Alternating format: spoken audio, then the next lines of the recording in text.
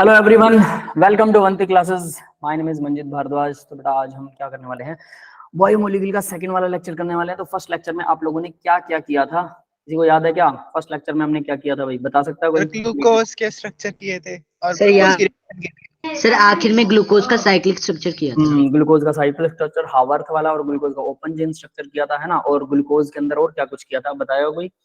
Epimer किए थे, anomer किए थे। Anomer, epimer. एनोमर और एपीमर में क्या डिफरेंस होता है? सर एनोमर्स तब होगा जब फर्स्ट कार्बन पे OH ग्रुप का डिफरेंट साइड से होगा और एपिमर्स होगा फर्स्ट को छोड़ के किसी पे भी हो सकता है। ठीक है, जनरली सेकंड वाला पे एपीमर होता है। ओके, उसके बाद एक और था, म्यूटा रोटेशन। क्या होता है भाई म्यूटा रोटेशन? म्यूटा रोटेशन याद है किसी को? Mutarotation, mutarotation, mutarotation, MUTA, mutarotation. Glucose में ही होता है यार म्यूटा रोटेशन, नीचे लिखा होता है, नोट्स देखे नहीं आप लोगों ने? क्या होता है आपने पहले म्यूटा रोटेशन। चलो एक और था, inversion sugar. Sir sucrose sir. Sir sucrose से ग्लूकोज और फ्रक्टोज बनते हैं। यस सर, उसमें सीरा सुक्रोज क्या होता है? पॉजिटिव होता है नेगेटिव होता है सुक्रोज? सर सुक्रोज खुद पॉजिटिव था सर पॉजिटिव होता है लेकिन सर। जो आते हैं नेगेटिव आता है। 66 पॉइंट कुछ था उसका मतलब डिग्री। हाँ, वो नेगेटिव में हो जाता है क्योंकि ग्लूकोज वहां पर पॉजिटिव है, लेकिन सुक्रोज जो है वो फ्रुक्टोज जो है वो नेगेटिव होता है। 92 पॉइंट समथिंग, 92.7 है, पता नहीं है ना। तो इसकी वजह से ओवरऑल जो रोटेशन आती है वो पॉजिटिव से नेगेटिव हो जाती है। इसकी वजह से इसको बोलते हैं इन्वर्जन ऑफ शुगर। ठीक है, म्यूटा रोटेशन क्या होता है? अल्फा और बीटा फॉर्म जो है साइक्लिक वाली, उसके अंदर एपीमर्स बनते हैं। एपीमर बनते हैं, एनोमर बनते हैं। फर्स्ट कार्बन के अगेंस्ट H और OH की कंडीशन बदल जाती है, वो होते हैं क्या? म्यूटा रोटेशन। इसको म्यूटा रोटेशन। जब हम शुगर को, ग्लूकोज को पानी में डिसॉल्व करते हैं, ध्यान दे लेना अब इस बात पे दोबारा से, जब हम पानी में डिसॉल्व करते हैं तो वो जो ए साइक्लिक स्ट्रक्चर है, ओपन चेन वाला स्ट्रक्चर है, वो साइक्लिक में कन्वर्ट होता है और साइक्लिक वाला फिर से ओपन चेन में कन्वर्ट होता है। समझ गए? और इस तरह से वो कभी तो अल्फा ग्लूकोज बनाता है, कभी बीटा, क्योंकि पहला कार्बन का H और OH जो वो पांचवें कार्बन से डबल बॉन्ड O के साथ में वो जुड़ता है, तो H और OH क्या होता है? रोटेट होता रहता है। समझ में आया? क्योंकि वो बार बार अपना स्ट्रक्चर बदल रहा है। यस, क्लियर है भैया सबको? Yes sir. ठीक है, तो आज का हमारा टॉपिक है fructose. Fructose is called fruit sugar. देखो ये मैंने आपको बताया भी था कि फ्रूट्स के अंदर जो शुगर होता है वो फ्रुक्टोज होता है, लेकिन फ्रूट वाला इतना खतरनाक नहीं है जितना ये चीनी में खतरनाक हो जाता है। क्योंकि फ्रूट के साथ साथ, देखो भाई सीधी सी बात है, जब आप जहर खा रहे हो तो उसके साथ में एंटीडोज अगर ले लेते हो, एंटीडोज, तो जहर आप पर असर नहीं करता। तो फ्रुक्टोज डेफिनेटली शुगर फैलाता है। शुगर के पैमाने पर, मतलब शुगर फैलाने के पैमाने पर इसका जो नंबर आता है वो 170 है, 170, जो सबसे ज्यादा है नेचुरल शुगर्स में। तो इसकी वजह से हमारे इंसुलिन को काफी सारा काम करना पड़ता है इसे डाइजेस्ट करने के लिए। ग्लूकोज क्या था? एल्डिहाइड। ये क्या है? कीटोन। कीटोन को तोड़ने में ज्यादा जोर लगता है, ऑब्वियस सी बात है, एल्डिहाइड की वजह। तो इस वजह से हमारे जो इंसुलिन है उसका सेक्रीशन ज्यादा होगा, है ना। तो इस वजह से ये थोड़ा सा कह सकते हैं कि यही है जो शुगर फैलाता है। लेकिन अगर हम इसे नेचुरल तौर पर लें, फ्रूट वगैरह खाएं, कोई दिक्कत नहीं है। क्यों? उनमें ऑलरेडी और बहुत कुछ होता है, एंटीडोज भी उनके अंदर होता है। दैट इज व्हाई ये शुगर हमारे लिए क्या है? ठीक है, फ्रूट्स में। लेकिन अगर प्योर सिर्फ यही खा रहे हैं तो ये अपने आप में पॉइजन बन जाता है। तो फ्रुक्टोज इंपॉर्टेंट कीटोहेक्सोज है, structure is this one, open chain structure भाई CH2OH। ठीक है, ये आ गया आपके पास, C डबल बॉन्ड O आ गया। तीसरा कार्बन वही रहेगा, याद रख लेना, तीसरा कार्बन 1 2 3, थर्ड कार्बन वही H और OH में डिफरेंस रहेगा जैसे ग्लूकोज में था। उसके अलावा सारे OH एक साइड में होने वाले। ठीक है, तो ये आपका अल्फा ग्लूकोज आ गया, 92.4 डिग्री के ऊपर रोटेशन करता है माइनस में, और ये नेगेटिव होता है, लीवो रोटेटरी। डी है लेकिन नेगेटिव है। अब ये बताओ भाई, डी तो पॉजिटिव होता है ना।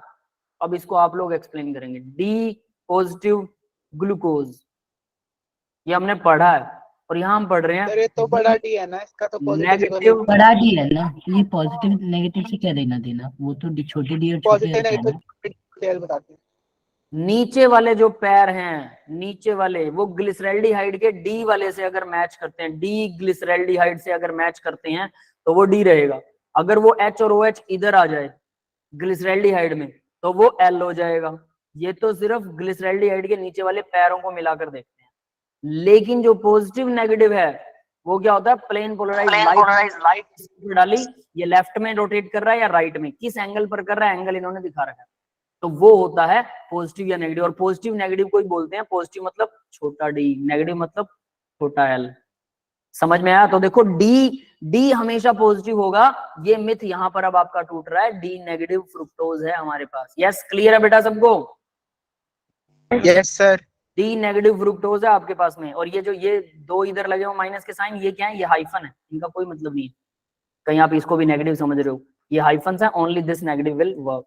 ठीक है भाई? तो हाइड्रोलाइसिस के ऊपर ग्लूकोज में सुक्रोज के हाइड्रोलाइसिस से मिलता है हमें ये भी पता है आपको, मोलिकुलर फॉर्मूला सेम है, ग्लूकोज वाला C6H12O6। ठीक है, बिलोंग्स टू डी सीरीज, ये भी डी सीरीज से ही बिलोंग करता है, मतलब नीचे वाले पैर डी से ही मिलेंगे। नेचुरल शुगर मोस्टली जो है वो डी, नीचे वाले पैर ऐसे ही होते हैं उसके, एच और OH इसी डायरेक्शन में मिलेगा, ग्लिसरॉल्डिहाइड के डी से मिलेगा। लीवो रोटेटरी कंपाउंड, ये वैसे तो डी सीरीज से है बट लीवो रोटेटरी है, नेगेटिव है। ठीक है, ऑल्सो एग्जिस्ट टू साइक्लिक, इसकी भी साइक्लिक फॉर्म है भाई। ठीक है, addition to HC, fifth carbon जब इसके साथ जुड़ेगा C डबल बॉन्ड के साथ, वो भी हम आगे देखेंगे। तो भाई इसका स्ट्रक्चर अब आपको समझ में आ गया। अब ये देखिए, इसमें भी अल्फा डी फ्रुक्टोज है और बीटा डी फ्रुक्टोज भी है। Alpha D negative fructose, beta D negative fructose. Beta D वाला अल्फा डी जो है अल्फा 1 -21 है, और इसका अल्फा की वैल्यू, ये अल्फा क्या चीज अभी यहाँ पे रोटेशन है ना, 21 डिग्री, और ये जो है ये -133 डिग्री है। देखो क्या डिफरेंस आ रहा है दोनों में, H और OH के अंदर कुछ डिफरेंस दिख रहा है? ये दोनों है अल्फा और बीटा, इसी को म्यूटा रोटेशन बोलेंगे, ये आपस में रोटेट होता रहता है। देखो पांचवा कार्बन का ऑक्सीजन जो है वो इस कार्बन के ऊपर अटैक करेगा, कार्बन पर करता है यहाँ, ये और डबल बॉन्ड इधर चला जाता है, इसका H जो है वो इसके साथ लग जाता है, तो ये तो H और OH बन गया। तो H और OH, अगर OH इस साइड में है, इसी सेकंड कार्बन वाले का OH इस साइड में है तो अल्फा डी, और इसी का OH अगर दूसरी साइड में है तो वो बीटा डी। यस, क्लियर है भाई? समझ में आया? एपीमर्स हैं ये। Yes sir. सेम ग्लूकोज वाला ही काम है, दीज आर एपीमर्स। अब इसी का दूसरा स्ट्रक्चर देखो जरा, फ्यूरानोज बोलते हैं, वो क्या था ग्लूकोज के केस में? पायरानोज है ना, पायरोन से था, ये फ्यूरानोज है। ये पेंटागनल रिंग होती, वो हेक्सागनल रिंग थी, सेम ऐसा स्ट्रक्चर था लेकिन हेक्सागनल रिंग थी, ये पेंटागनल है फ्यूरान। तो फ्यूरान के अंदर, ये फ्यूरान से बनता है। अब इसमें कैसे जुड़ता है फिर? तो देखो यहाँ इन्होंने क्या किया, पांचवा कार्बन अटैक कर रहा है किसके ऊपर, वो जुड़ रहा है दूसरे कार्बन से। तो भाई दूसरे और पांचवें के बीच में कितने कार्बन आएंगे? ये carbon out of the ring हो गया, ये carbon out of the ring हो गया। समझ में आ गया? तो 6 में से 2 carbon out of the ring रह गए, तो बचे कितने? 4 ही रह गए। तो पेंटागन कैसे बन गए भाई जब 4 ही हैं? तो एक ऑक्सीजन भी तो है। एक ऑक्सीजन भी रिंग का पार्ट होता है ना, तो 5वां ऑक्सीजन हो गया। तो इस तरह से 2 कार्बन तो आउट ऑफ द रिंग है, ये लो 2 तो सीधा खत्म हो गए। अब हमें पता है HOH, फर्स्ट कार्बन ये रहा, और इसके नीचे OH लगेगा, वो इसी तरफ नीचे ही लगेगा। सेकंड कार्बन ये रहा, थर्ड कार्बन ये है। थर्ड कार्बन का ग्लूकोज में भी ऐसे ही था, फ्रुक्टोज में भी ऐसे ही, HOHH। फोर्थ वाला HOH, फिफ्थ वाला HOH। अब देखो जो लास्ट कार्बन होता है, हमने वहां पर भी किया था, जो 6 कार्बन है उस पे ऊपर OH नहीं लगने वाला, ठीक है, वो नीचे H, ऊपर OH रहता है और नीचे H लगता है, यानी लास्ट कार्बन भी चेंज होता है H और OH के केस में, और इधर से थर्ड कार्बन भी चेंज होता है, बाकी कोई नहीं होता। ग्लूकोज में भी ऐसा ही था, बना के देखा सबने क्या ग्लूकोज? बना के देखा किसी ने वो स्ट्रक्चर ग्लूकोज वाला? सर जो ये फिशरमैन वाला है वो वाला देखा था बना के। सर बनाया है। राइट साइड OH ऐड होगा तो डेक्स्ट्रो रोटेटरी होगा, नेगेटिव होने, नेगेटिव नेम चेंज हो गया। कैसे सर? समझ कमाया।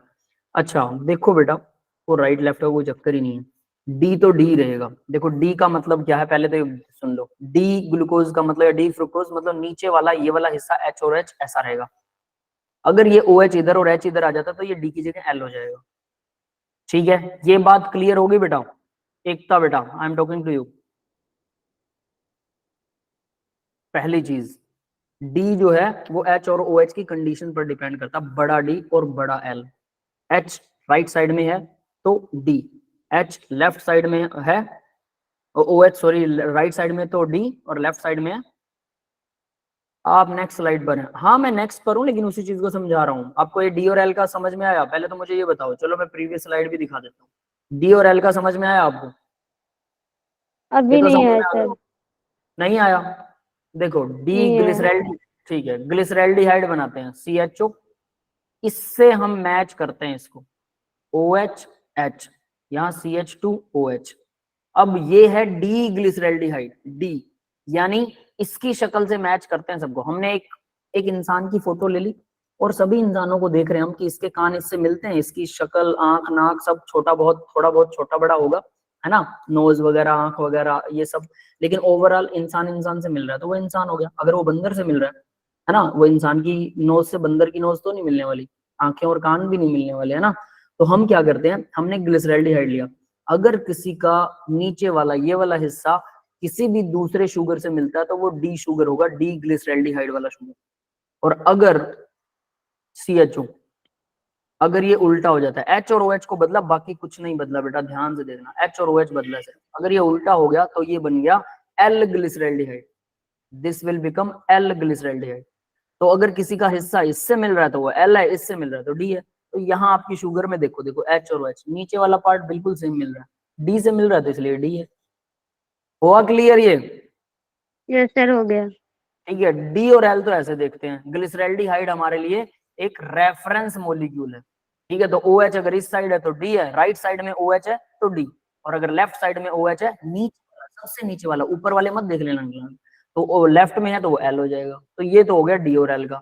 अब दूसरी बात करते हैं, ये नेगेटिव या पॉजिटिव बीच में आता है, ये तो कुछ नहीं, ये हाइफन है, ये बीच में ब्रैकेट में जो लिख रखा है नेगेटिव, इसका मतलब है छोटा L, लीवो रोटेटरी, मतलब लेफ्ट, यानी ये लाइट को लेफ्ट में रोटेट करेगा। नेगेटिव, लेफ्ट मतलब नेगेटिव, इसलिए नेगेटिव है। ये समझ में आया? मतलब नेगेटिव साइन है तो मतलब लाइट को लेफ्ट में रोटेट करेगा, ठीक है। अब बात करते हैं, अगर पॉजिटिव साइन है तो राइट में रोटेट करेगा। कितने एंगल से करेगा वो एंगल आपको बताया जाएगा, नो वरी अबाउट दिस। तो इसको इसको बोलते हैं, लेफ्ट वाले को तो छोटा L बोलते हैं और राइट वाले को छोटा D बोलते हैं। अब ये छोटा D और बड़ा D कंफ्यूज करता है, छोटा L और बड़ा L भी कंफ्यूज करता है, लेकिन इसमें कंफ्यूज मत हो ना, छोटा बड़ा L और बड़ा D ग्लिसरैल्डिहाइड से मैच होके चलता है, और छोटा D और छोटा L जो है, छोटे D का मतलब पॉजिटिव है, बड़े L और छोटे L का मतलब है नेगेटिव।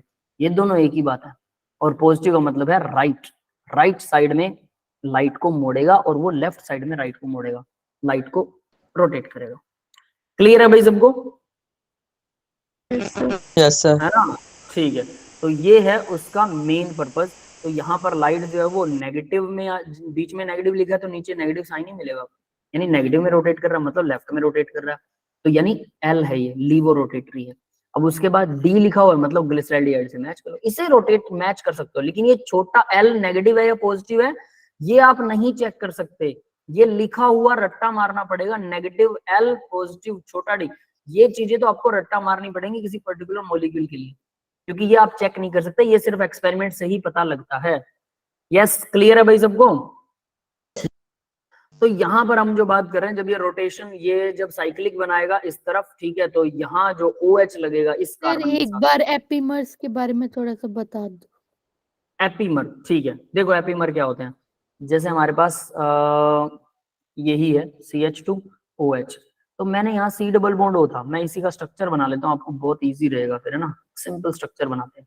CH2OH, नीचे है कार्बन डबल बॉन्ड O, इसके नीचे फिर से कार्बन है और H इधर है, तीसरा कार्बन है, OH इधर है, थर्ड कार्बन का, फिर चौथा कार्बन आएगा, इसका OH इधर ही लगेगा, H इधर लगेगा, ये तो आपको थर्ड कार्बन के लिए तो याद रखना पड़ेगा। पांचवा OH इधर ही लगेगा, H इधर लगेगा। छठा कार्बन सीधा सीधा HOH नहीं दिखाते हैं, सीधा CH2OH दिखाते हैं, क्योंकि दो OH है उसमें ना, तो वो कायरल है ही नहीं। जिस कार्बन के पास दो H है, सॉरी दो H सेम एटम हो गए, वो कायरल नहीं है, इसलिए उसको सीधा ऐसे लगाते हैं। तो उसमें लेफ्ट में OH या राइट में OH लगाने का कोई मतलब नहीं है। जो कायरल कार्बन है जिसके चारों, ये वाला मॉलिक्यूल अलग है, ये OH अलग है, ये H अलग है, नीचे वाला पूरा मॉलिक्यूल अलग है, ग्रुप अलग है, तो इस तरह से ये कायरल बन गया, ये वाला कार्बन भी कायरल बन गया, है ना, ये भी कायरल, ये भी कार्बन, तो ये तीन कायरल कार्बन है, तो इनका H और OH बदलने से उनकी कॉन्फ़िगरेशन बदल सकती है। यहां तक समझ में आ गया सबको? Yes sir. ठीक है, अब जरा ध्यान से देखना भाई, मैं क्या कर रहा हूं, यहाँ पर पांचवा कार्बन, पांचवें कार्बन के पास ऑक्सीजन है, वैसे सभी कार्बन के पास में ऑक्सीजन है, नो वरी, लेकिन पांचवें कार्बन के पास जो ऑक्सीजन और हाइड्रोजन है वो क्या करते हैं, ये ऑक्सीजन अपना लोन पेयर डोनेट करता है अब मैं यहाँ का डबल बॉन्ड O भी दूसरी तरफ बनाना पड़ेगा मुझे, ताकि आपको अच्छे से अटैक दिखाई दे सके। ठीक है, double bond O ketonic group है ये। तो देखो अब मैं इसके ऊपर अटैक करवा रहा हूँ, ऑक्सीजन जो है वो यहाँ से अटैक करेगा यहाँ। अब यही क्यों करेगा, किसी और पर क्यों नहीं कर सकता? पहली बात तो डबल बॉन्ड O ये है, तो फिर ये वाला कार्बन भी कर सकता था, ये वाला भी कर सकता। देखो भाई 4 मेंबर्ड और 3 मेंबर्ड तो स्टेरिकली हिंड्रेंस होती है, तो वो वाली रिंग तो बनेगी नहीं। या तो 5 बन सकती है, 6 बन सकती है। छठा कार्बन का ऑक्सीजन भी अटैक कर सकता है, बिल्कुल कर सकता है, लेकिन उसकी भी थोड़ी सी और कह सकते हैं कि स्टेबिलिटी थोड़ी कम होती, तो बनाता तो यही है, याद ही रखना पड़ेगा। ये बात समझ में आ गई? Yes sir. तो 5वां कार्बन अटैक करेगा दूसरे कार्बन पर, तो ये पेंटागनल रिंग बनेगी।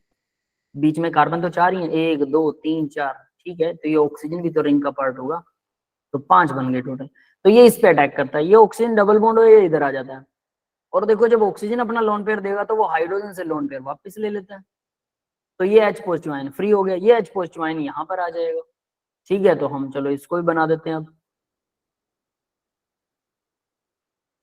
देखो अब इसको बनाते हैं। ये क्या बनेगा, CH2OH, नीचे आएगा कार्बन और इसके साथ क्या लग गया, यहाँ पर लग गया OH, H लग गया ना इसके ऊपर, और इस कार्बन के साथ क्या लगेगा, ये कार्बन। अब बाकी के बना देता हूं मैं पहले, ठीक है।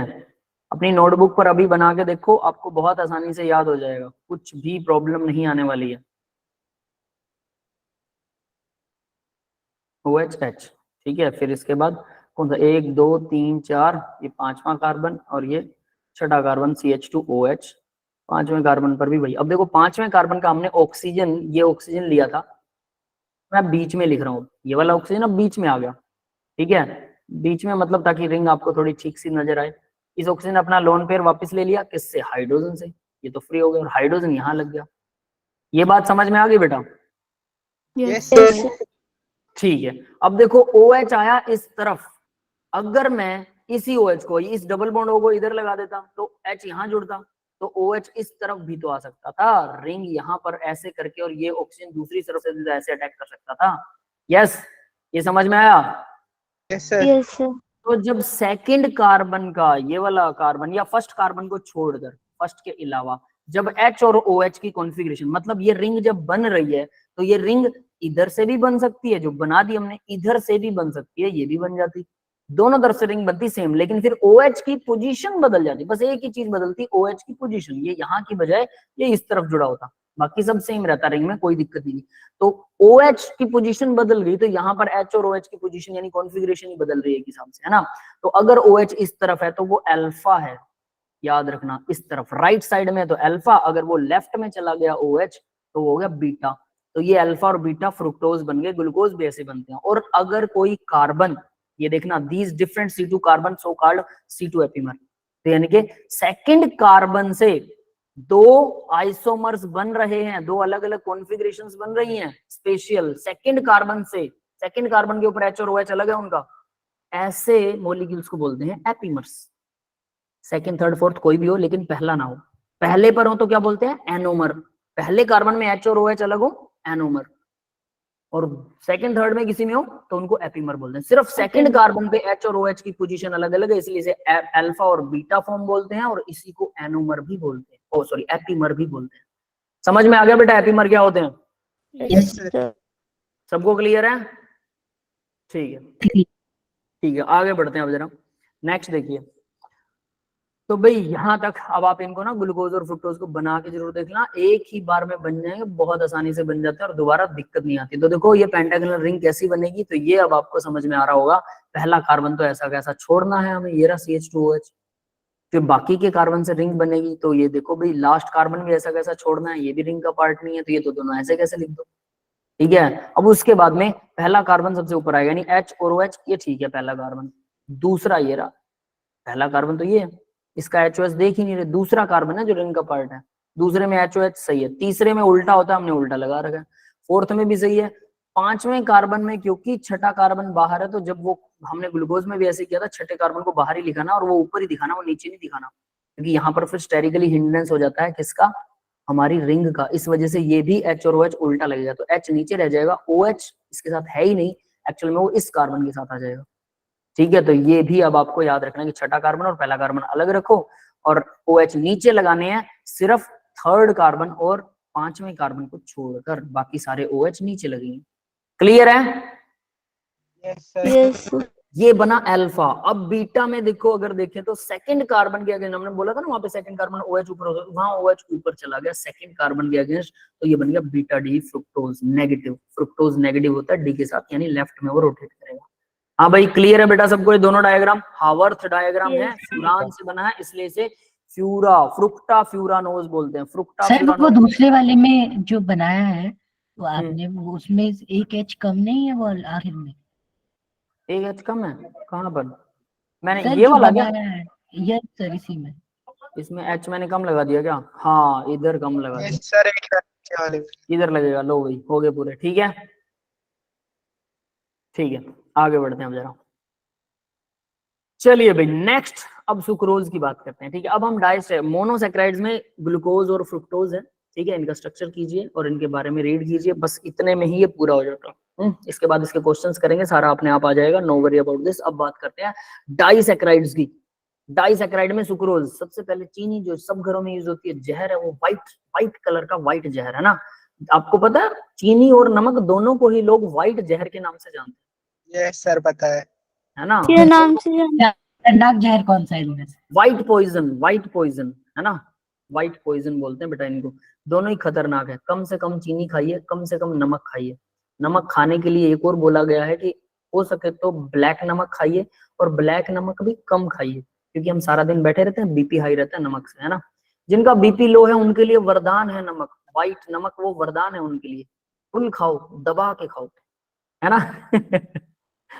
लेकिन जिनका भाई लो कई बार नंबर, दबा के बिल्कुल रेंज से बाहर चले जाता हूँ धड़ाधड़। जिसका नॉर्मल है उसे बिल्कुल कम खाना चाहिए नमक, ना के बराबर खाओ सबसे अच्छा है। सर जिनका रॉक हाई, सॉल्ट क्या रोक सॉल्ट तो दबा के खाना चाहिए था। रोक सोल्ट, मेरी बात सुनो, रोक सोल्ट हो, ब्लैक सोल्ट हो, चाहे समुद्री नमक हो, ठीक है, या फिर हमारा फिल्टर्ड नमक हो, सारे के सारे एक जैसे ही हैं, हल्का सा फर्क होता है। बता देता हूँ क्या। जो आप फिल्टर्ड नमक खाते हैं, किसी भी ब्रांड का खाते हैं, जो आयोडीन वाला आयोडाइज्ड नमक होता है, उसके अंदर कुछ नहीं होता आयोडीन और नमक के अलावा। आयोडीन भी थोड़ा सा होता है, ठीक है। सर सिवाय, यहाँ तो सब कहते हैं कि सिंधा नमक खाना चाहिए, वो अच्छा होता बताता हूँ सुन तो लो। वो हो गया आपका नॉर्मल नमक जो आप लोग खाते हो, है ना। फिर बात करते हैं ब्लैक नमक की। ब्लैक नमक जो होता है पत्थर से निकलता, ब्लैक कलर का पत्थर सा होता है, वायलेट होता है वो, डार्क वायलेट पत्थर, ठीक है, वैसा सा। और उसको कूट के आप खा सकते हो, बनाने में हल्का हल्का रेडिश सा नजर आएगा। उसके अंदर और व्हाइट नमक में क्या फर्क होता है? 2% उसमें मिनरल्स और दूसरी चीजें होती हैं, 2% मिनरल और दूसरी चीजें, बाकी होता वो 90%, वो भी NaCl ही है। फिर कुछ लोग कहते हैं कि सफेद नमक जो हम फिल्टर्ड वाला खाते हैं कंपनियों का, उसकी बजाय हम क्या कर सकते हैं, उसकी बजाय हम समुद्री नमक खा सकते हैं। आता तो ये भी समुद्र से ही है, लेकिन समुद्री नमक खा सकते हैं। तो उसमें और इसमें क्या फर्क है भाई? समुद्री नमक में थोड़ी इंप्योरिटीज है, वो फिल्टर्ड नहीं होता, तो उसमें कुछ मिनरल्स भी होते हैं। और जो हमारा नॉर्मल नमक होता है, इसमें कुछ नहीं होता सिवाय नमक के, तो ये ज्यादा खतरनाक है। उसमें भी 2% का डिफरेंस होता है। सेंधा नमक जो है वो भी कुछ ऐसी ही कैटेगरी में आता है, और उसको अलग तरीके से प्रिपेयर किया जाता है, तो उसमें भी 2-3% का डिफरेंस आ जाता है मिनरल्स का, वाइटामिन का। शायद वाइटामिन नहीं होते, लेकिन मिनरल्स होते हैं, कुछ अलग तरह की चीजें होती हैं, मिक्स 2%। बाकी सारा 98% तो नमक नमक ही होता है। पोटेशियम नहीं होता, मुझे नहीं लगता। पोटेशियम का मुझे नहीं पता कि पोटेशियम होता है कि नहीं ब्लैक नमक में, लेकिन इसका मतलब ये नहीं कि ब्लैक नमक अच्छा हो गया। वो सिर्फ एक अल्टरनेट है कि व्हाइट की जगह ब्लैक खाइए, ताकि 2% आपको मिनरल वगैरह भी मिलते रहें, और नमक को कम खाइए। ये है एडवाइस। एक्चुअल में सारे नमक एक जैसे हैं, 98% सब सेम है, लेकिन आप व्हाइट खा रहे हैं, प्योर जहर खा रहे हैं, उसके बजाय कुछ मिक्स खा लो यार, थोड़ा सा तो अच्छा रहेगा। बस ये डिफरेंस। अब कुछ लोग सोचते हैं व्हाइट चलो ज्यादा नहीं खाते, वो ब्लैक नमक दे, नमक पे नमक दे, नमक पे सैलेड में नमक ही नमक, जहर बना लेते हैं उसको और वो खाते हैं, है ना। तो आपको टाटा नमक के एम्बेसडर जैसे हमें लगा। हार्मफुल में से चूज करना पड़ता। क्या टाइम आ गया, सही बात है बेटा, हार्मफुल में भी चूज करना पड़ रहा है कि कौन सा कम सर वाला इससे अच्छा, सर इससे अच्छा नमक खाना ही बंद कर दो, सबसे बढ़िया। है। सबसे बढ़िया बात है। लेकिन भाई ये है ना, ये जीभ, इसके नीचे जाने के बाद सब कोई टेस्ट नहीं है, गले के बाद कोई टेस्ट नहीं है। इस टेस्ट के लिए हम लोग चाउमीन, बर्गर, इडली, डोसा, फलाना दिमकड़ा, and band, Bhiwani, bus stand, पता नहीं क्या क्या खाते हैं, है ना।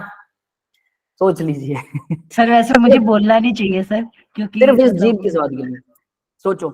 इससे नीचे पता है आपको, एक बार कपिल शर्मा के शो में वो आया था टाइगर श्रॉफ, पता है, देखा होगा शायद किसी ने।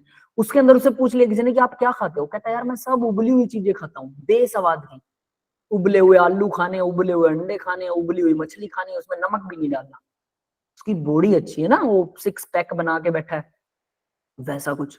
वो लोग बहुत हेल्दी खाना खाते हैं और वही लोग ऐड करते हैं कि तुम ये खाओ, तुम वो खाओ, तुम इडली डोसा खाओ, और वो तुम लोग वो पान पराग मसाला खाओ, जिसके ऊपर कैंसर की वो लिखी होती है चेतावनी, और उसी की ऐड करते हैं ये हीरो हीरोइन, ये है ना। सर ये एक शुगर पे भी चला था, आलिया भट्ट का, पता नहीं कोई।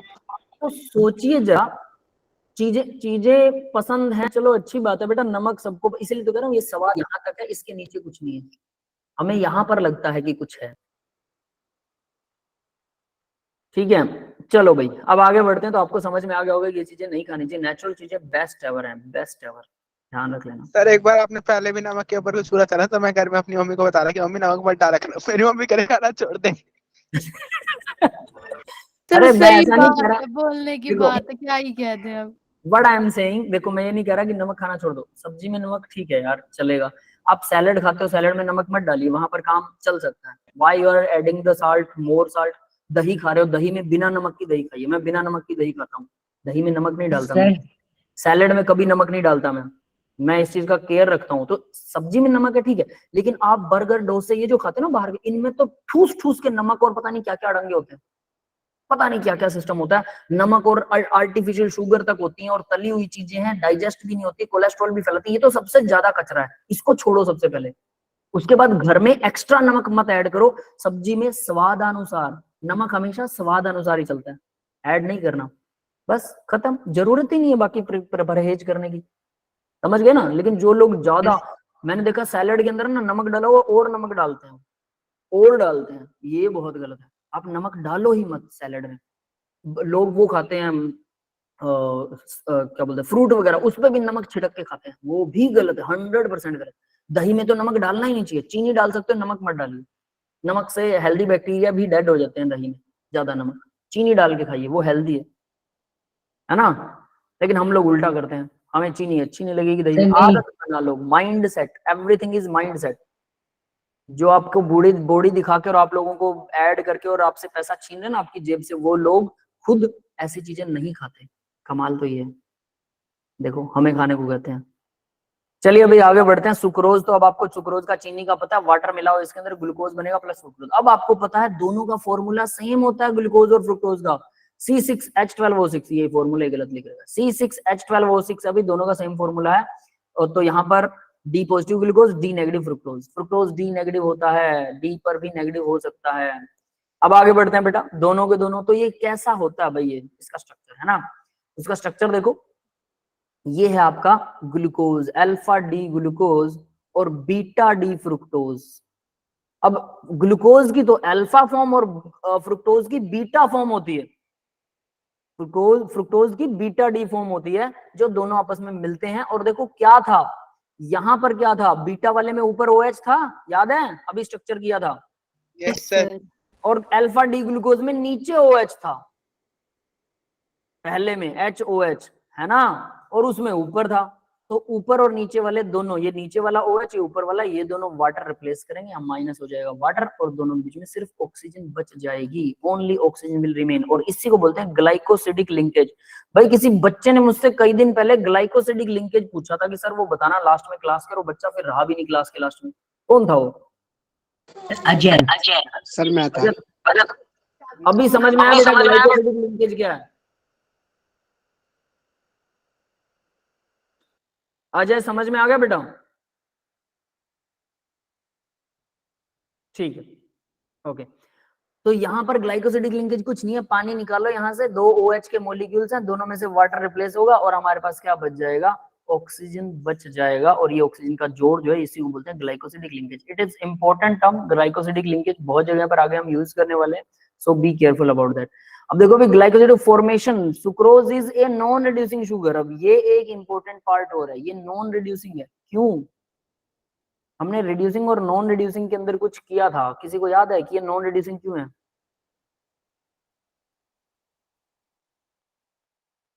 मतलब ये फैलिंग और उसके टॉलिन रिएजेंट को रिड्यूस नहीं करेगा इस वजह से।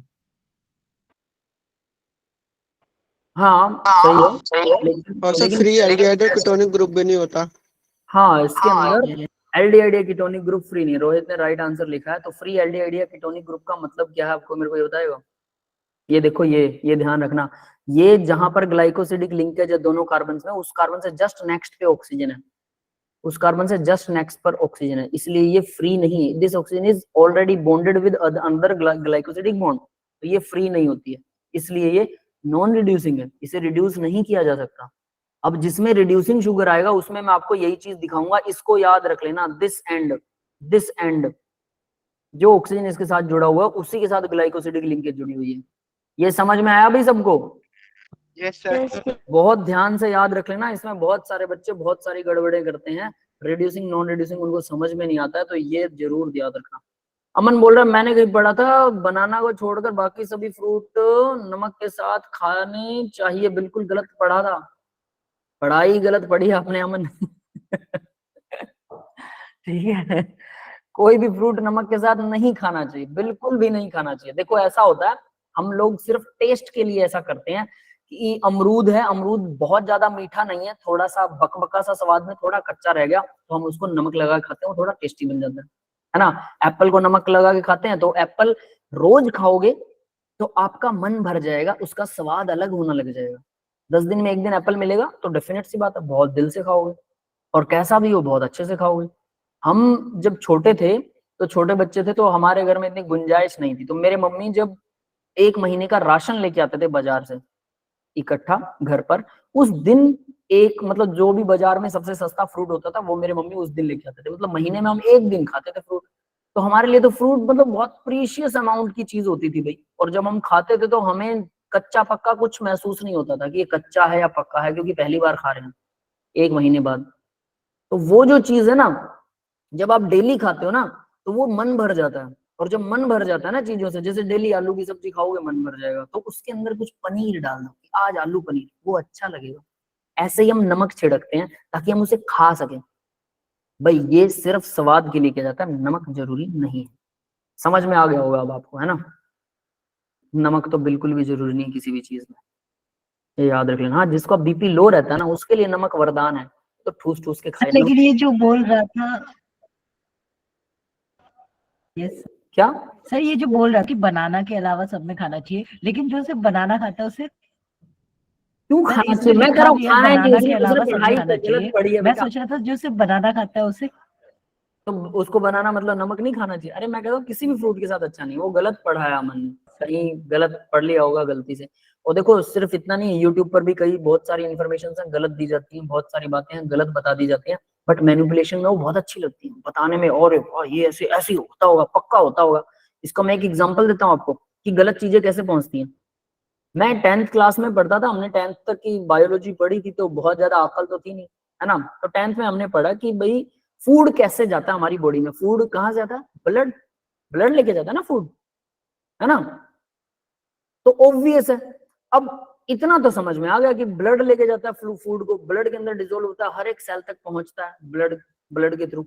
अब बाद में हमने पढ़ा थोड़ा हायर क्लास में, जब मैं 11th 12th में हुआ तो बहुत ज्यादा मेरी स्टडी अच्छी चली नहीं, तो मैंने पढ़ा कि ऑक्सीजन को कैरी करने का काम ना हमारा ब्लड करता है, रेड ब्लड सेल। ठीक है, मैंने कहा ठीक है भाई ये तो बढ़िया है।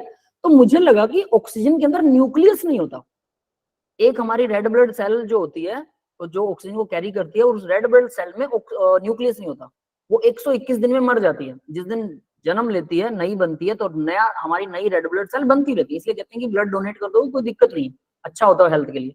तो हमारी रेड ब्लड सेल बनती रहती है 121 दिन में नहीं, लेकिन अगर आप ब्लड बाहर निकाल लोगे तो 21 दिन में डेड हो जाएंगी सारी सेल, इसलिए 21 दिन से ज्यादा ब्लड को स्टोर नहीं किया जा सकता, 21 डेज से ज्यादा। बट 121 दिन तक, 120 लगभग 120 दिन तक हम अपना ब्लड के अंदर, आज जो नई सेल बनी है वो 120 दिन जिंदा रहेगी, उससे ज्यादा क्यों नहीं रहती? क्योंकि उसमें न्यूक्लियस नहीं होता। क्यों? उसे ऑक्सीजन कैरी करना होता है, और ऑक्सीजन कैरी करने के लिए ज्यादा से ज्यादा खाली जगह चाहिए, इसलिए उसमें न्यूक्लियस नहीं होता था कि वो हर बॉडी के पार्ट तक पहुंचा सके। अब मेरा इंटरसेप्शन देखो, दो चीजों को मैंने इंटरप्रीट किया। मुझे लगा कि रेड ब्लड सेल में न्यूक्लियस नहीं होता, ये ऑक्सीजन लेके जाती है, यही खाना लेके जाती है, इसके अंदर खाना भर जाता है, प्रोटीन, विटामिन, और फिर ये सबको बांटती फिरती है, ले भाई ले, तू भी ले, तू भी ले। और मैंने ये बात टीचर से बोल दी मेरे सामने बीएससी क्लास में, मिसकॉन्सेप्शन। टीचर कहता कहता गधे कहाँ से पढ़ा है? मैंने कहा सर पढ़ने की क्या बात है, ऑक्सीजन ही लेके जाती है, खाना भी ब्लड लेके जाता है, ब्लड में क्या खाना लेके जाएगा, रेड ब्लड ही लेके जाएगी क्योंकि इसमें न्यूक्लियस नहीं है। ये मेरा परफेक्ट अंदाजा था।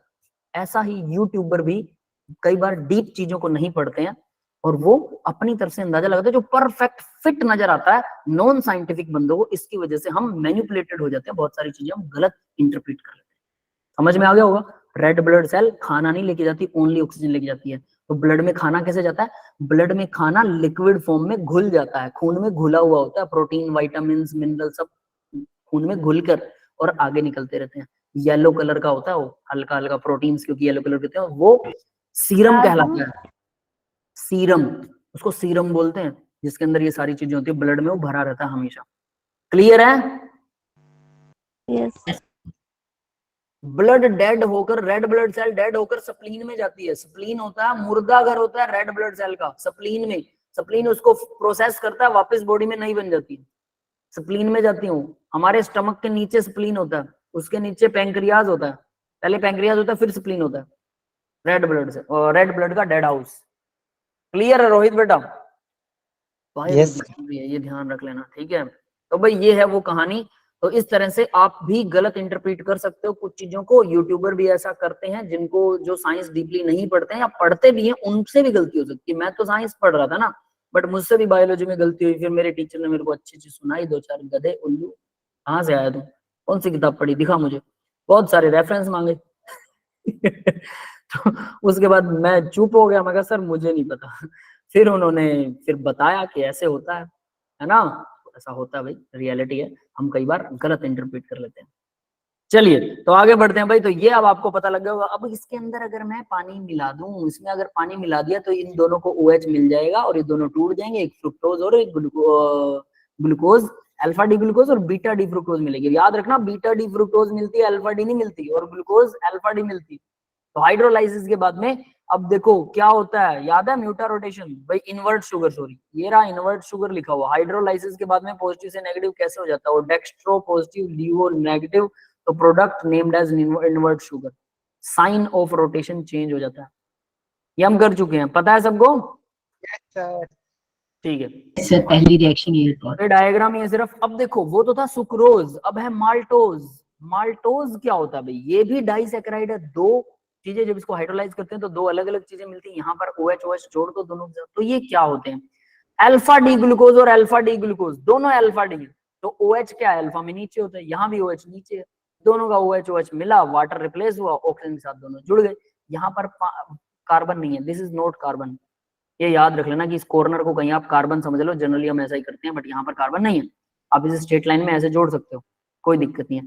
तो ये दोनों अल्फा डी ग्लूकोज को जोड़ने पर बनता है माल्टोज, माल्टा शुगर। माल्टा सुना होगा आप लोगों ने, सुना किसी ने? सुना है। गुड। अब यहाँ माल्टा। अब एक और चीज सुनना भाई, यहाँ पर इसमें क्या खास है? पहला कार्बन और fourth carbon, it is not both are first. पहला और चौथा कार्बन जो होते हैं, ये दोनों आपस में ग्लाइकोसिडिक लिंकेज से जुड़ते हैं, first carbon and fourth carbon. तो C1 इन 1 ग्लूकोज यहाँ लिखा हुआ ना, इसको ध्यान से पढ़ लेना, इसमें गड़बड़ मत करना, बस यही चीज है। और C2 इन अनदर ग्लूकोज, ये दोनों आपस में जुड़ते हैं, ग्लाइकोसिडिक लिंकेज से जुड़ते हैं। और अब यहाँ पर देखिए, so it is reducing sugar, it is reducing sugar. Why it is reducing sugar? अब आप लोग बताओगे, कौन बताएगा? पहले तो रेज योर हैंड। क्योंकि रिड्यूस कर रहा है। हाँ रिड्यूस तो करेगा, इसीलिए रिड्यूसिंग शुगर है यार। लेकिन कौन बताएगा? पहले तो मेरे को ये बताओ। प्रणव ने हैंड रेज किया, और भाई और भी कोई है? और किसी को नहीं सर समझ कुछ में कुछ समझ में तो आ रहा है, लेकिन एक डाउट है उसमें। कुछ कुछ आया है, बता आया? दूंगी। कोई ना, मैंने पीछे कुछ समझाया था, मैंने बोला था ध्यान से ही करना है यार। यशवीर को भी कुछ कुछ समझ में आया, ठीक तो है। एक टॉलरेंस यशवीर रिएजेंट को रिड्यूस कर देगा और वो बाकी किसी को समझ में नहीं आया क्या? यशवीर और प्रणव को छोड़, अमन को समझ में आया कुछ? ठीक है, अजय भी कुछ बोल रहा है। बिकॉज ये ऑक्सीजन जुड़ा है, सुने ना, इज सेइंग ऑक्सीजन जुड़ा है। मैंने क्या बताया था? चलो ठीक है, रुकिए रुकिए एक मिनट रुकिए, मैं पीछे दिखाता हूँ, पीछे की स्लाइड दिखा रहा हूँ, सुक्रोज वाली। ठीक है, यही थी क्या? यही तो थी, यस। मैंने इसमें क्या बताया था कि ये नॉन रिड्यूसिंग है, क्यों? और मैंने इंपॉर्टेंट बताया था, ये बोला था कि ये जो डायरेक्ट ऑक्सीजन से नहीं जुड़े ये होने फर्स्ट चाहिए। कार्बन, ये देखो, ये इसका सेकंड कार्बन। मैंने ये बोला था कि इन दोनों कार्बन के साथ में ग्लाइकोसिडिक लिंकेज जुड़ी हुई है, तो ये फ्री नहीं है, दिस इज नॉट फ्री। लेकिन अगर ग्लाइकोसिडिक लिंकेज इसके अलावा किसी और के साथ जुड़ी हो तो वो फ्री हो जाएगा। वो कार्बन जिसके साथ ऑक्सीजन जुड़ी है वो ग्लाइकोसिडिक लिंकेज ना बनाए, सिंपल वर्ड्स में कहें तो वो रिड्यूसिंग हो जाएगा। तो बताओ भाई, अब इसका रीजन बता सकते हो? सर वहाँ पे जो राइट हैंड साइड वाली ग्लूकोज है उसका वहाँ पे वो फ्री है वहाँ पे।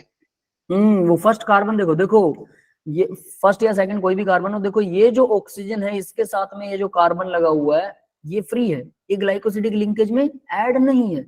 तो इसलिए ये वाला पार्ट जो है ये हो गया रिड्यूसिंग। मैं इसको यहीं लिख देता हूँ, रिड्यूसिंग, आपको बेटरली समझ में आएगा, रिड्यूसिंग पार्ट। ठीक है, और इधर देखो भाई, इधर ये देखो, ये ग्लाइकोसिडिक लिंकेज से जुड़ा हुआ है, ये नॉन रिड्यूसिंग पार्ट हो गया। यस, क्लियर है बेटा? यस है ना? तो ये देखो, ये ग्लाइकोसिडिक लिंकेज से क्योंकि जुड़ा हुआ है तो ये नॉन रिड्यूसिंग, ये है नॉन रिड्यूसिंग पार्ट, ये नॉन रिड्यूसिंग ही है। हम कहेंगे कि दोनों आ गए इसमें, तो फिर कौन सा सही है? दोनों सही है। लेकिन अगर मान के चलो हमारी कोई शुगर नॉन रिड्यूसिंग, ठीक है, हमारी कोई शुगर का एक एंड भी अगर रिड्यूस हो रहा है तो हमारा तो टेस्ट तो सही आएगा ना, यस और नॉट? एक एंड भी अगर रिड्यूस हो रहा है तो वो रिड्यूसिंग कहलाएगी, अगर दोनों एंड रिड्यूस हो रहे हैं तो भी रिड्यूसिंग कहलाएगी। वो दो मोल लग जाएगा, बस इतना सा फर्क होगा कि वो 2 मोल लगेगा ना, और यहाँ पर ये 1 मोल लगेगा। तो ये नॉन रिड्यूसिंग पार्ट है, ये रिड्यूसिंग पार्ट है। अब आपको समझ में आ गया, क्योंकि ये ग्लाइकोसिडिक लिंकेज से जुड़ा हुआ है। जो पार्ट ग्लाइकोसिडिक लिंकेज से जुड़ा हुआ मतलब एल्डिहाइडिक जो ग्रुप है वो अगर ग्लाइकोसिडिक लिंकेज के साथ में जुड़ा हुआ है वो फ्री एंड नहीं रहा, तो रिड्यूसिंग नहीं है, ये फ्री है, अभी भी रिड्यूसिंग पार्ट है। यस, अभी क्लियर हो गया सबको? Yes sir. डाउट क्या था भाई? किसको डाउट? प्रणव को डाउट था, यशवीर को क्या डाउट था बेटा?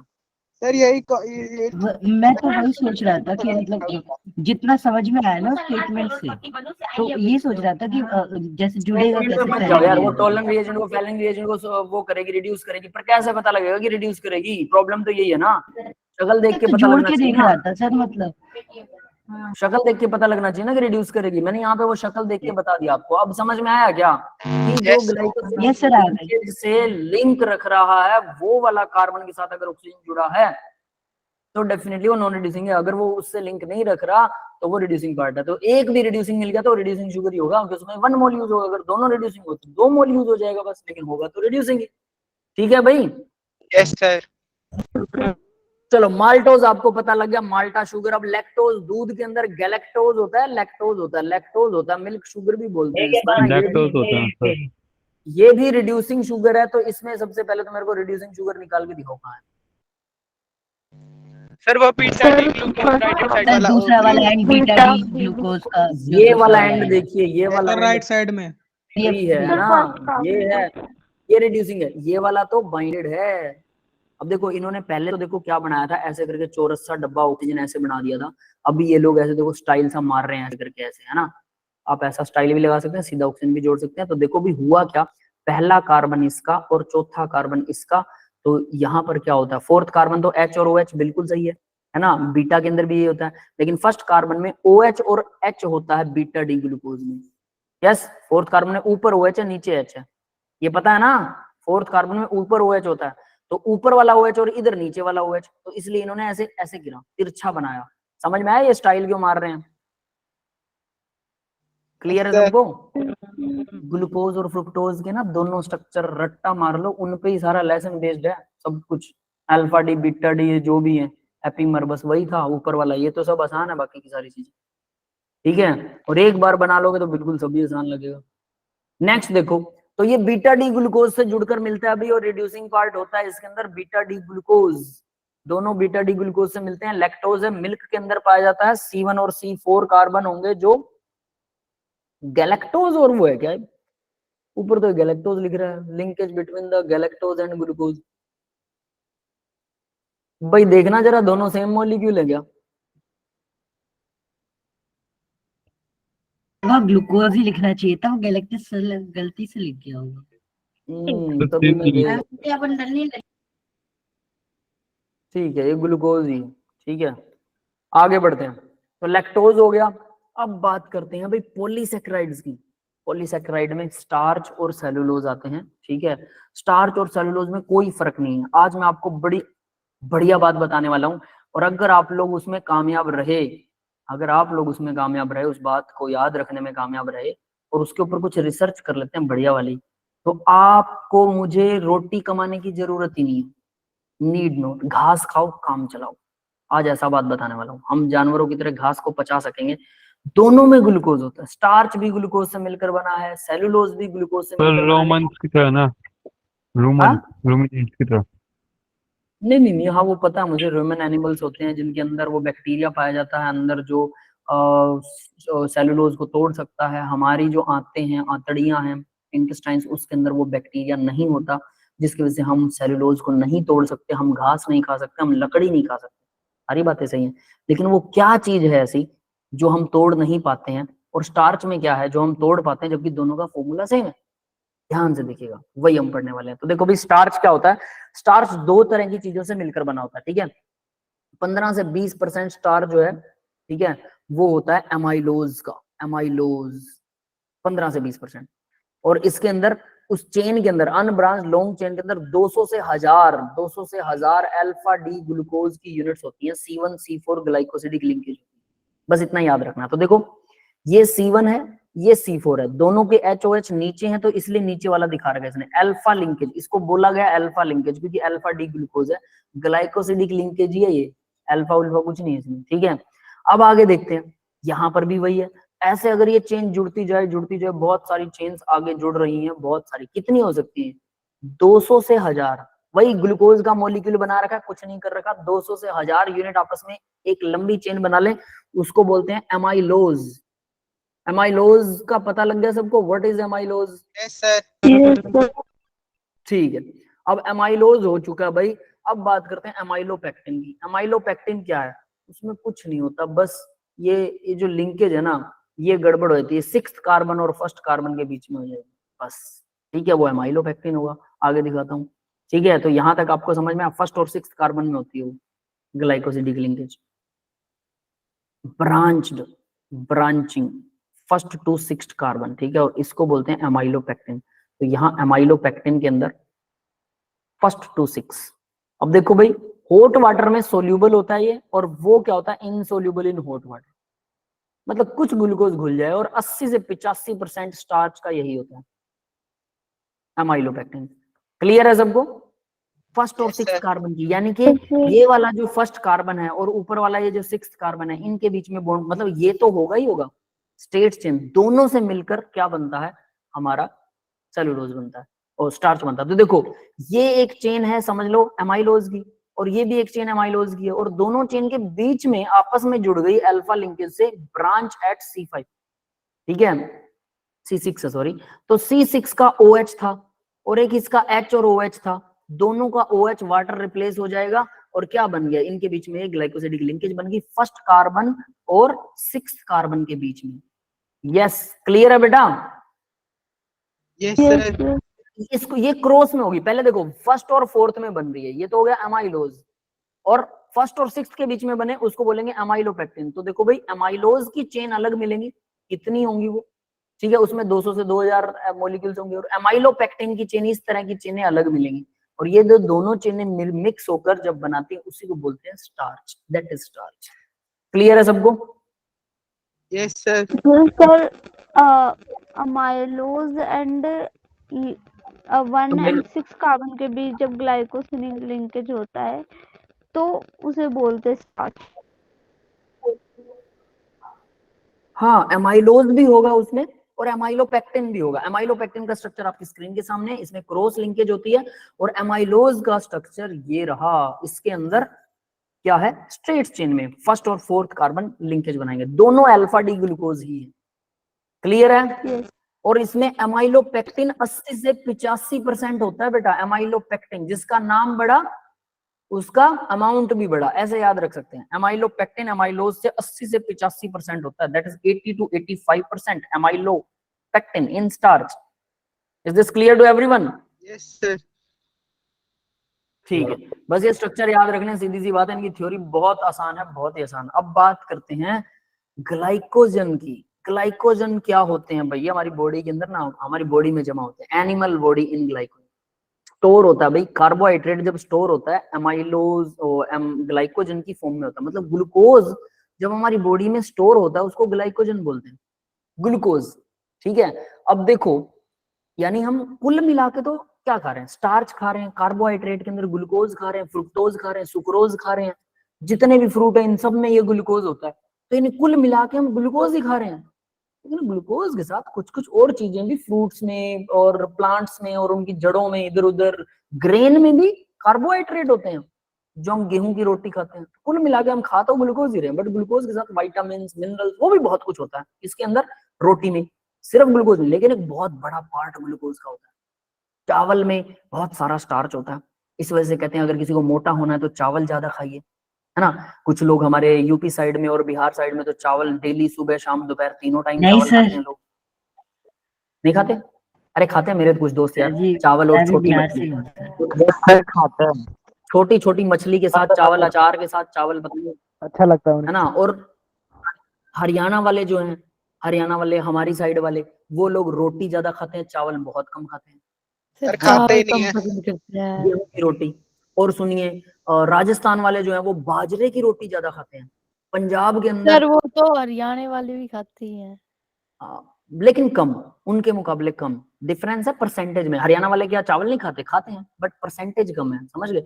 और पंजाब वाले जो मक्की की रोटी भी खाते हैं, पता है, सर्दियों में मक्की की रोटी, सरों दा साग, है ना, वैसा। Yes sir. तो मक्की की रोटी खाई किसी ने? मक्की की रोटी बहुत ही यस सर, soft खाई है होती बिल्कुल। बड़ी यस सर। मक्की का आटा लाइए घर पे और मक्की की रोटी बना के मम्मी को बोलिए बाजरे की रोटी की तरह बनती है, और उसको खाइएगा, बड़ा मजा आएगा घी रख के। ठीक है, हरियाणा पंजाब में मक्की की रोटी खाई जाती है, लेकिन पंजाब में ज्यादा है, हरियाणा में, राजस्थान के जैसा थोड़ा थोड़ा बाजरे की रोटी ज्यादा है। आजकल बाजरा अच्छा नहीं आता, पहले आता था बाजरा, बहुत मीठा होता था, उसकी रोटी भी बहुत मीठी होती थी। और उसको खाने के बाद अगर सर्दी सर्दी खाइए, गर्मी में तो गर्म करती है, सर्दी सर्दी खाइए, वो थोड़ा सा कॉन्स्टिपेशन भी करता है बाजरा, लेकिन आपके अंदर ब्लड, उसमें बहुत सारे मिनरल्स, विटामिन, पता नहीं क्या क्या अड़ंगा होता है बाजरे में, आपका ब्लड, आपका मुंह लाल हो जाएगा अगर ब्लड की कमी है तो, है ना। जिसके यहाँ जो चीज ज्यादा होती है वो चीज ज्यादा खाते हैं, बिल्कुल सही है बेटा, है ना। हम जो समुद्री इलाकों के पास रहते हैं, तमिलनाडु साइड में जो इंडियंस रहते हैं, वो सारे के सारे मछलियां ज्यादा खाते हैं। उसका रीजन भाई, कुछ खाने को नहीं तो मच्छी खाएंगे, ऑब्वियस सी बात है, हर चीज उसकी अवेलेबिलिटी के हिसाब सर से ही चावल होती है। खा के फिर तो बोरी हो जाएगा अंदर। सर्दी की रोटी में बिल्कुल मक्के की रोटी बहुत अच्छी लगती है, लेकिन मक्के की रोटी का एक ड्रॉबैक बताता हूँ। अभी आप लोग यंग हैं, ऑब्वियस है, बच्चे हैं तो सब कुछ पचा सकते हैं, लेकिन बुजुर्ग आदमियों को रोज मक्के की रोटी नहीं खिलानी चाहिए, अफारा लेके आती है, पेट में गैस बनाता है मक्का। क्लियर है? माइंड में रखना। बाजरा कॉन्स्टिपेशन देता है, ठीक है, लेकिन बाजरा फिर भी अच्छा होता है, कुछ दिन में आदत पड़ जाती है, उसके साथ सैलेड वगैरह लो। बाजरा मकई से ज्यादा अच्छा है, मकई से ज्यादा मिनरल्स, विटामिन वगैरह और प्रोटीन वगैरह उसमें ज्यादा होते हैं। ठीक है, तो भाई यहाँ पर ग्लाइकोजन जो है एनिमल जो यूज होता है, तो it is also known as animal starch, इसको एनिमल स्टार्च भी बोलते हैं, है ना, because it is structure similar with the amylopectin, इसका स्ट्रक्चर एमाइलोपेक्टिन के जैसा है। ठीक है, रादर मोर हाईली ब्रांच्ड, बस ब्रांचिंग ज्यादा है।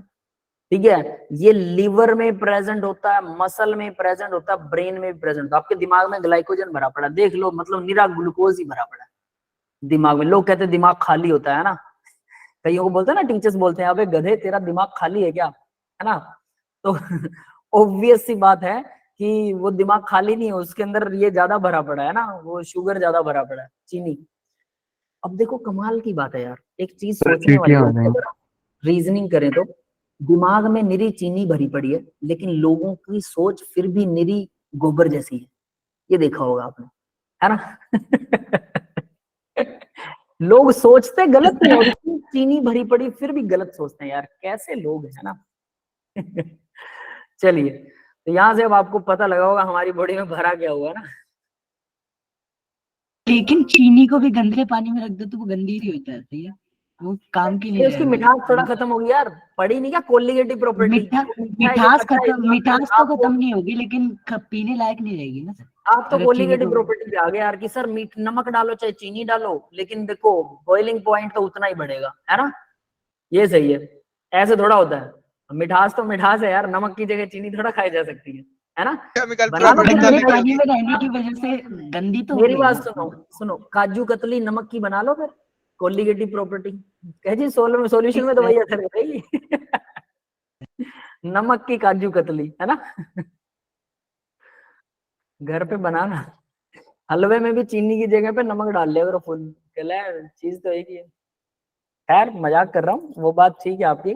When the body needs glucose, जब बॉडी को ग्लूकोज की जरूरत होती है ना, enzyme break down the glycogen into glucose. अब देखो ये जो ग्लाइकोजन है, जो स्टार्च की फॉर्म में लगभग स्टार्च जैसा है, अमाइलोपेक्टिन जैसा, बस ब्रांचिंग ज्यादा हो जाती है, उसको ये तोड़ता है।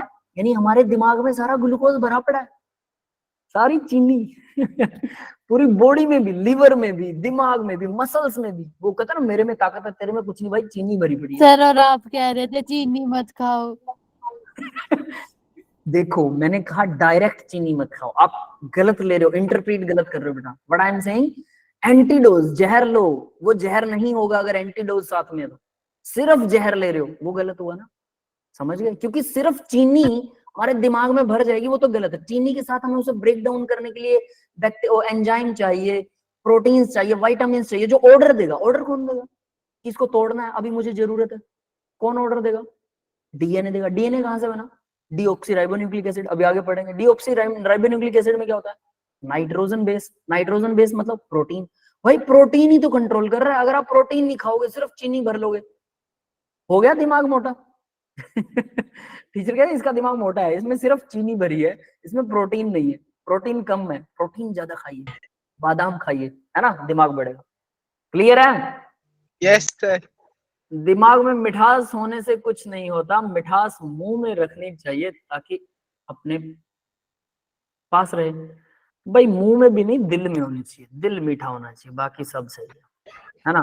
दिल किस मटेरियल का बना होता है सर? हाँ, दिल मसल्स का बना होता है, और उस मसल्स के अंदर मसल्स में ग्लाइकोजन ही भरा होता है। तो होता तो सब जगह मीठा ही है बॉडी में, लेकिन इंसान ने अपनी जुबान कड़वी कर रखी है और अपने दिमाग में सोचता कड़वाहट चीजें। एंटी वो opposite particles attract each other. मिठाई जहां पर है वहां पर अपोजिट, मीठा, हलवाई को मीठा नहीं नमकीन चीजें पसंद आएंगी, है ना? ये दिमाग का खराब है, मतलब जो चीज है उसकी कदर नहीं है, जो नहीं है उसके पीछे भागते हैं लोग, दैट इज वाई। चलो भाई अब आगे बढ़ते हैं। तो also found in yeast and fungus. देखो भाई ग्लाइकोजन यीस्ट और फंगस में भी मिलता है। खैर इससे हमें कोई ज्यादा लेना देना है नहीं, यीस्ट फंगस बायोलॉजी का टॉपिक है, क्या होते हैं ये, एनिमल्स ही होते हैं, ये भी याद रखना। अब बात आती है सेलुलोज की। ये है हमारी गजब की चीज cellulose. Beta linkage, beta D glucose, पता है भाई? Yes beta sir. D glucose. तो बीटा में क्या होता है? OH ऊपर होता है, H नीचे होता है, यही है बीटा डी ग्लूकोज, है ना? तो यहां पर देखिए OH और H, तो देखो ये कार्बन OH ऊपर है, ये फर्स्ट कार्बन है, और ये कार्बन कौन सा है? ये है पांचवा, आएगा क्या? पांचवा, छठा, चौथा कार्बन, फोर्थ है, सॉरी, फर्स्ट और फोर्थ। ये फर्स्ट कार्बन, ये फोर्थ कार्बन, ये फर्स्ट कार्बन, ये फोर्थ कार्बन। यस, क्लियर है बेटा? यस फर्स्ट कार्बन और फोर्थ कार्बन की लिंकेज वही है, फर्स्ट और फोर्थ। पीछे दिखाता हूं, ध्यान से देखना, यही देख लो, है ना? देखो फर्स्ट और फोर्थ कार्बन की लिंकेज वही है, लेकिन यहां पर अल्फा ग्लूकोज था, अल्फा लिंकेज है। यहां पर है बीटा ग्लूकोज। बीटा ग्लूकोज ऐसा करता है, सेलुलोज में बीटा ग्लूकोज पार्ट होता है, बीटा ग्लूकोज।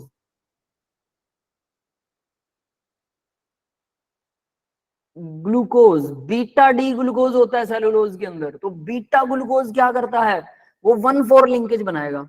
1,4 लिंकेज, अब देखो इसमें एक में OH था ऊपर और एक में था नीचे, तो नीचे वाला OH और ऊपर वाला OH मिलेंगे तो फिर भाई वो सीधा ऐसे जुड़ेंगे, तो ये एक तरह से ऊपर की तरफ ऐसे जाते हुए नजर आएंगे। तो ये है बीटा लिंकेज।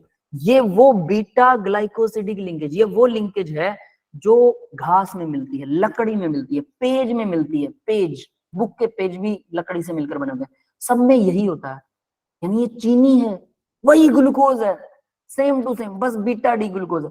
इसके लिंकेज को हमारी बॉडी नहीं तोड़ पाती, इसी वजह से हम घास या लकड़ी नहीं खा पाते। एनिमल्स के अंदर उनके जो इंटेस्टाइन है उसमें एक बैक्टीरिया पाया जाता है, वो जो बैक्टीरिया है वो इस बीटा लिंकेज को तोड़ देता है, तो इसीलिए एनिमल घास को, लकड़ी को, आपकी नोटबुक को खा सकते हैं, डाइजेस्ट कर सकते हैं, उनके लिए वो मीठा ही मीठा है। समझ में आ गया सबको? सर ये पूरी दुनिया सिर्फ इस मीठे से ही चल रही है क्या? देख लो, सारी दुनिया मीठे से चल रही है और फिर भी लोगों के दिलों में कड़वाहट भरी पड़ी है ना। तो अब देखो यहाँ पर एक चीज याद रखना कि अगर हम इसका तोड़ ढूंढ लें, बीटा डी ग्लूकोज का तोड़, इस लिंकेज का तोड़ ढूंढ लें, तो हमें रोटी पकाने की झंझट ही खत्म, घास खा सकते हैं, है ना। सर स्टार्च का और इसका स्ट्रक्चर सिमिलर सा ही तो है, बस ब्रांचिंग ज्यादा है इसमें शायद। बस नहीं, ब्रांचिंग नहीं है बेटा, ये ऐसे लाइन में चल रहा है, ऊपर की तरफ जा रहा है, बस ये बीटा तो इसे पहले ही तोड़ दिया जाए तो पहले ही तोड़ के ऐसा कर सकते हो, खा सकते हो, लेकिन क्या आपको लगता है कि आपके स्टमक के अंदर कोई खाना डाइजेस्ट हो सकता है, फिर उसके बाद आपने उल्टी कर दी और फिर आप उस उल्टी को खा सकते हो वापस? नहीं सर, मतलब वैसे नहीं, वो ये चीज वैसा ही हो नहीं है। जाएगा अगर वो आप चीज इसने नहीं तोड़ सर, दिया। मतलब कहीं और तोड़ दिया हमने, लैब अगर में आपने जैसे इसको तोड़ दिया। कहीं और तोड़ दिया तो ये बिल्कुल वैसा ही हो जाएगा। चलो मैं इसके लिए आपको एक बात बताता हूँ। कुछ यीस्ट क्या होती है? फंगस सुना है? यस सर सुना है। फंगस पता होगा, उल्ली लग जाती है, रोटी को उल्ली लग जाती है, तो वो क्या करती है? वो खाना कैसे खाती है? आपने शायद टेंथ में पढ़ा होगा मोड ऑफ न्यूट्रिशन। तो खाना कैसे खाती है? वो पता है कैसे खाती है? वो अपने बैक्टीरिया जितने या जो भी विटामिन प्रोटीन जो भी वो होता है वो खाने के ऊपर उगल देती है। खाने पर क्या करती है? अपनी चीजें छोड़ देती है। जैसे हमारे पेट में क्या, स्टमक में क्या होता है? HCl होता है, फिर पेप्सिन, ट्रिप्सिन, ये एंजाइम्स होते हैं, वो एंजाइम खाने पर बाहर निकाल देती है। हमारे पेट में होते हैं, स्टमक में, इंटेस्टाइन्स में होते हैं। हम अपने स्टमक और इंटेस्टाइन का वो लिक्विड निकाल के और रोटी के ऊपर डाल दें तो रोटी क्या होगी? डाइजेस्ट होना शुरू हो जाएगी, है ना। उसके बाद वो सड़ने लग जाएगी, उसके बाद हम कहेंगे कि अब खा लो। It is not possible. Sir छोड़िए, अब आज की रोटी भी नहीं खाई जाएगी सर। सर अच्छा होगा आप मुझे वही बता रहे पहले हो कड़ी सर, चावल हम खा के बीटा बैठा था। ग्लूकोज को यानी कि बीटा लिंकेज को तोड़ के उसके बाद खा लेते हो, तो घास को ऐसा बनाने के बाद कैसे खा सकते हो? भैंस के पेट से निकाल के खा लो, है ना। सर रहने दो। तो ये कुछ वैसा हो जाएगा। समझ गए ना? भावनाएं समझो भाई, बाकी सब ठीक है, ज्यादा फीलिंग मत लो। Yes sir. Cellulose occur exclusively in plants, most abundant organic substance in the plant kingdom. Plant kingdom में सबसे ज्यादा यही होता है भाई, लकड़ी होती है, obvious आपको पता है ना। It is predominant constituent of cell wall of plant cell. Cell wall of plant cell का ये सबसे पहले constituent यही होता है, plant cell की cell wall का। Cellulose straight chain polysaccharide composed of beta D glucose से मिलकर बना होता है। Joint glycosidic linkage C1 और C4, 1 और 4 वाले कार्बन जुड़े होते हैं। That's it. Next glucose unit से, बस ये सीधा स्ट्रक्चर है के सामने था जो। अब बात आती है प्रोटीन्स की। हाँ, एक और चीज, दीमक भी लकड़ी खाता है, उसके पेट में भी ना यही वाला बैक्टीरिया पाया जाता है, दीमक के अंदर में, ठीक है, जो दूसरे एनिमल्स। Sir yes sir. हाँ अगर अब ऐसी बात हुई तो फिर तो दीमक ही खाना पड़ेगा अगर ये खाना है तो। नहीं ऐसा कुछ नहीं, ज्यादा फीलिंग मत लेके जाया करो। देखो, सीखना और एक चीज को फील करना, that is the different things, है ना। फोकस करना, उस चीज के बारे में चिंतन करना और उसकी चीज को फील करना खाने के हिसाब से, दोनों डिफरेंस है ना, हमारे पर डिपेंड। प्रोटीन कल कर लेंगे, आज टाइम नहीं बचा। ओके ठीक है अभी, हाँ टाइम देख लिया मैंने, ठीक है। तो प्रोटीन को कल शुरू करेंगे। That's all for the today's lecture guys, ठीक है। अभी मैं रिकॉर्डिंग ऑफ कर रहा हूँ, और किसी को डाउट है तो बताओगे। सर ये लास्ट टॉपिक है